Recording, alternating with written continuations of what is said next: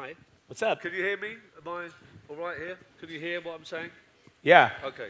I can. Oh, how are you, man? Great. How are you? Excellent. So, 500 startups, Yeah. now fintech.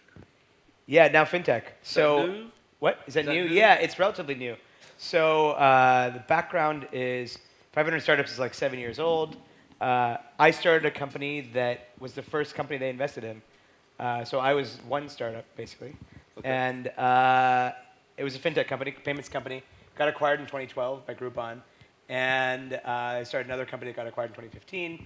And Dave said, hey, fintech is our best performing category, actually.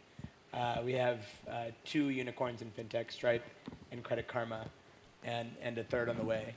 And he said, hey, look, why don't we double down into fintech and create a separate fund dedicated to fintech? And I'd like you to run it. So that's what we're doing. So I'm interviewing Dave at Zest in Malta. Nice. Is it true that he fucking always fucking swears when you fucking talk to him? Is that a fact? Yeah, I think he's chilled out. Fucking fucker. He's chilled out on his fucking fuckerness. Is it good? Yeah. I knew I would get you to say the word fuck. Yeah. Well done. Well, you said it like 8 times. So. No, I don't, absolutely. So fintech in the US, right? Yeah. So I'm from London. We're voting for a new parliament today. It could go. Good luck. Doesn't seem like it's going to go in the right direction. I've got a feeling. But anyway, so we are a traditional capital of finance, London. So what I know about fintech, right? Yeah. What I know about it. Yeah. Is that there are 2 kind of trains of thought. You either integrate with the existing behemoths, or Yeah. you try and take them on as a challenger bank. Yeah. But it would appear to me, with my bias of being a Londoner, that London might be ahead of the US. Is that yeah. In some ways, London has a few benefits. It's mainly regulatory. So they're ahead in terms of regulatory. So there are these challenger banks in London, which we don't have in the States. They're challenger banks in the UK and Germany primarily. Does anyone know what a challenger bank is? Not many. The one guy back there. Thanks, mate. Yeah. So maybe explain that. Yeah, so challenger bank is actually just a new bank challenging the established banks. And we don't have them in the States because there are no new bank charters. But recently, there have been many in the UK and in Germany. So you said, is London ahead? Of the US? Of the US. In regulatory sense, yes. In fintech, number of startups, not even close. So I ran the numbers recently. And San Francisco, Bay Area, has about twice as many startups as New York in fintech. And twice number and funding roughly correlate. And New York has more than twice, about 2.5 times the number of fintech startups and funding as all of Europe. No way. Yeah, so it's funny because in London, everybody thinks it's the fintech hub of the world. I mean, it's so British. Yeah, it is imperial, right? So they're still, yeah. So actually, side note on that, China there were just 2 deals that were bigger than all of everything else. No, but okay, so fair enough. Right, I accept your data, just about. But what it seems to me with fintech startups in London is that they go through due diligence via the financial FCA or whatever. Yeah. So that... The FCA is great because so it's nice because we have, you guys have the FCA. We have FINRA, OCC, absolutely. CFPB. There's 8 agencies that you have to deal with. So in some respects, I'm right that London is a flat path for a regulatory runway. Regulatory environment is great. RegTech or whatever they. Yeah. Regulatory environment is great. So how does the US break that? We're fucked. I mean, the regulatory environment in the US is terrible. We've got a bunch of different agencies. They all want power. It's like boxing, WBC. Yeah. Right. Yeah, so it's very frustrating as a fintech startup in the US. So what you have to do, you have to get very creative, and you basically have to find ways around the regulation and work. You said, your original question was, I think, around working with the banks. Now, in the US, you have no option but working with the banks. So there's no challenger banks in the US? No, so and everybody that's disrupting the banks is actually working with the banks Right, in okay. some ways. There's no way around So it. that's quite a big differential. It's a big. Yeah. So okay. So this sounds to me as if it's going to be quite difficult for you to invest in US fintech companies because of the regulatory. No, the thing is, like, it's not that big of a deal. Like, you can get around it. So you can work with a bank and have an okay time. So they have a license, They have a license. and then you work. Yeah. With So basically, a bank license allows you to take deposits, and then you have to get a license. So you as a startup, can get a license to do lending, securities, a bunch of other stuff. And your fund is purely US or global? No, my fund is global, so we'll invest. We've already invested in something like 8 or 9 countries, and we'll be about 2/3 developed world, 1/3 emerging markets, specifically interested in Asia, Latin America, and Africa. Tell me about Africa. Yeah, and Africa. M-Pesa and all that. Yeah, Africa's an awesome market. Well, it's potentially an awesome market. There's a lot of potential there, particularly the big countries. Everybody's in Nigeria, South Nigeria, Africa. exactly. Yeah. So huge potential. You're starting from scratch, and you mentioned M-Pesa. The nice thing is the way that the telecoms did. Like, 20 years ago, nobody had phones in Africa, and then all of a sudden, everybody's got cell phones. Absolutely. So like they don't have the legacy infrastructure that you have to deal with, and the regulatory environment's very easy. So one of our companies in Kenya, the guy started a company in the U.S. in San Francisco, and now he's in Kenya, and he said for the first time in his life, he wishes there was more regulation. Is that a fact? Yeah. Really? Because he's But why?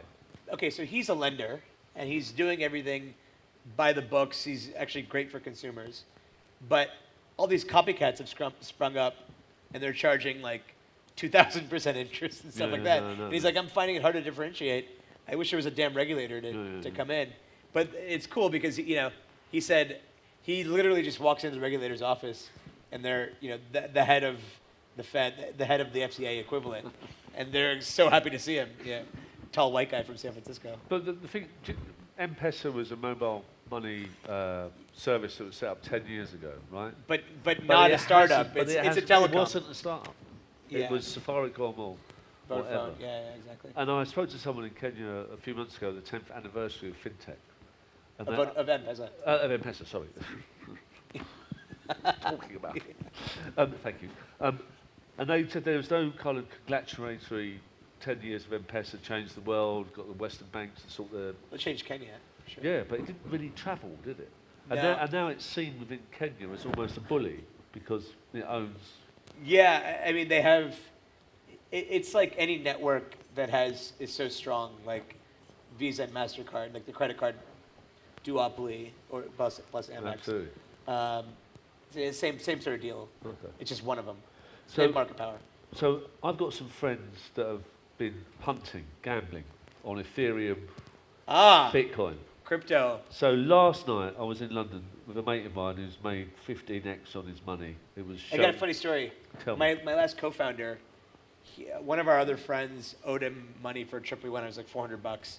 He didn't have the cash. He's like, hey, this is 2 years ago. He's like, hey, I've got this new coin. It's called Ethereum. Can I just zip you $400 in your wallet, $400 equivalent? Yeah. So he does. How much do you think it's worth now? Oh, 8 grand? No, nowhere close. Try way higher, buddy. Nowhere. No. $230,000. No. It's insane. But that must be a bubble, right?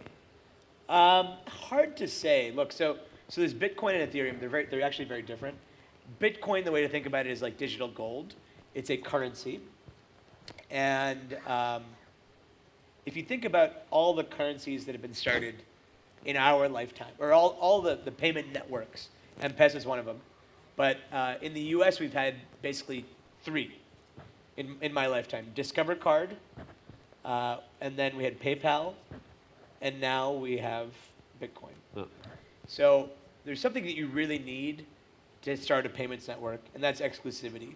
So when Discover Card started, Tell me, what was Discover Card? I don't even know. so there's Visa, MasterCard, American Express, and the 4th one is Discover Card. Okay. Okay. So when Discover Card started, and it's actually a big company. When it started, it was the only payment method at Sears. And Sears, it's crazy to believe, was at that time the largest retailer in the world. Yeah. So they had exclusivity at the largest retailer in the world.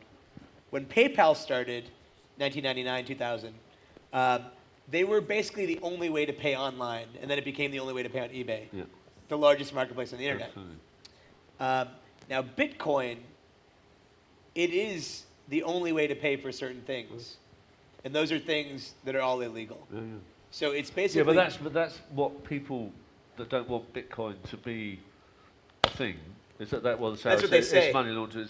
But but that's actually true. Like no, it probably is a bit. if you're starting a new payment network, it needs to be the only way to pay for a certain thing, and Bitcoin is the only way to pay for like drugs in a lot of places. What I was trying to show off to an investor friend of mine. He's a polo playing guy, right? So I look quite like horses. Yeah. And I was trying to show off that I knew about Bitcoin.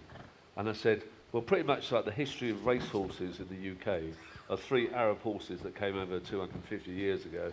And the whole chain, or the horse chain, is, that horse had sex with that horse and that horse became and all that stuff. And I said, so horses are like blockchain. And he said, well, actually, humans are more like the blockchain. Right, so your mum and dad are from Rajasthan, and my mum and dad. Oh shit. They've just gone away. Yeah, now they can't hear you. You carry on talking. Yeah. So humans are like the blockchain. Yeah, it's interesting. So the blockchain is a decentralized network of. Well, the point I'm trying to make is I trust it. Oh, it's a trusted network. Yeah, absolutely. The thing is, it's a record that's there. It's permanent and immutable. No one can change it. It's always going to be there. Once you store something on the blockchain, it's there.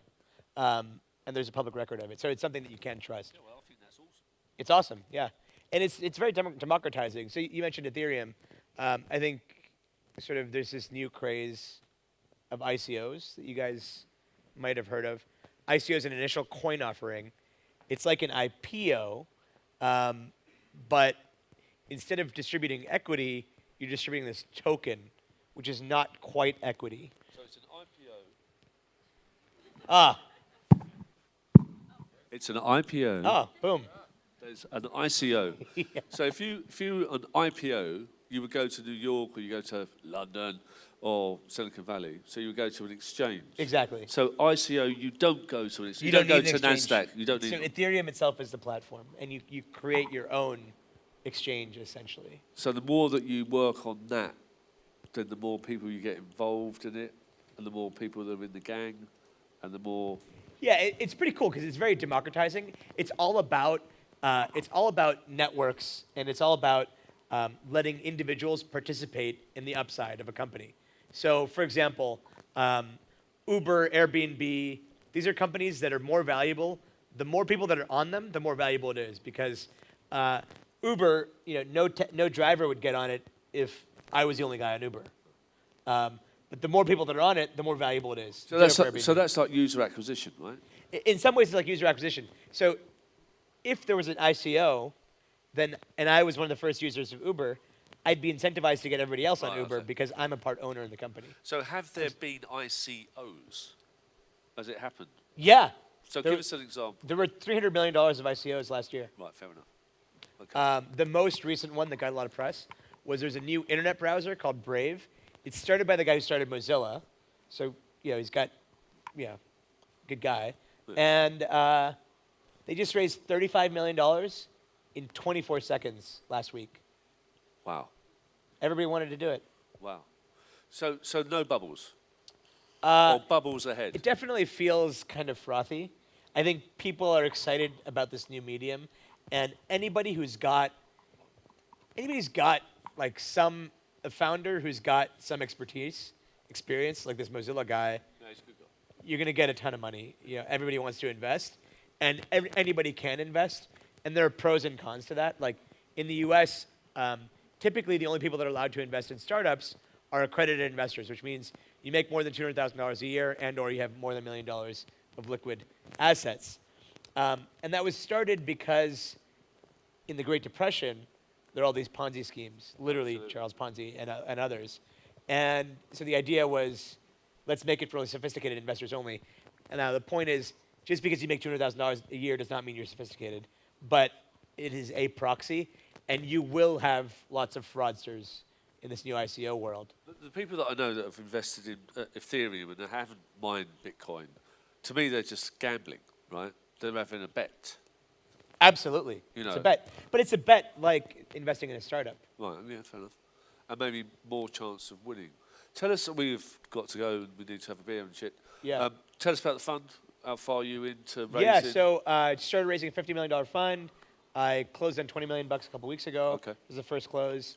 So it's going well. Pretty excited. Any examples that you Companies we've invested in? Or maybe not so much individual companies, but verticals. Sectors or yeah, silos. So it's actually unique. We just did the first close of the fund, but we're bringing in 37 companies that I actually invested in over the past year that are rolling into the fund. And sort of sector-wise, we've done a bunch in insurance. We've done lending. We've done wealth management. We've done capital markets, some in blockchain. So sort of across the board. And then those are all disruptors. And then sort of on the enabling technology side, we've done some in KYC and authentication. Finally, yeah. If there's any Bulgarian fintech startups out there, what would be your advice to them? Get out of no, I'm just kidding. Start in Bulgaria, but definitely think broader. That's very mean of you. No, I'm just kidding. To even consider saying that. No. I'm actually. What I do mean is, this is a great place to start. You have great talent, cheap, good people. In fact, I had an employee in Sofia. Go on. My first startup in 2010. Right. I had a designer here. He was amazing. And I paid him $60,000 a year. And then when we got acquired, and I think that's a large sum of money for a designer in Bulgaria, but when we got acquired, he's a world-class designer. When we got acquired, we moved him to Palo Alto, and he's making $300,000 a year. Wow. Really exceptional designer. So I actually have quite a soft spot for Bulgaria. But think beyond Bulgaria. Like if you're starting a fintech company, there's no reason to think as small as Bulgaria. Start in Bulgaria, think about the region, think about all of Europe. Because if you're just here, it's hard. It'll be hard to get much traction. And you think ICO? Depends on what you're doing. ICOs make sense for marketplaces, for markets where you need a network of people. Right, okay. They don't make as much sense for any old startup. Okay. Amen. I could talk to you for quite a long time. I think we might have a beer and talk more. I think we should go and have a beer. So Paul will say thank you very much. Thanks, guys. Sorry about the microphone.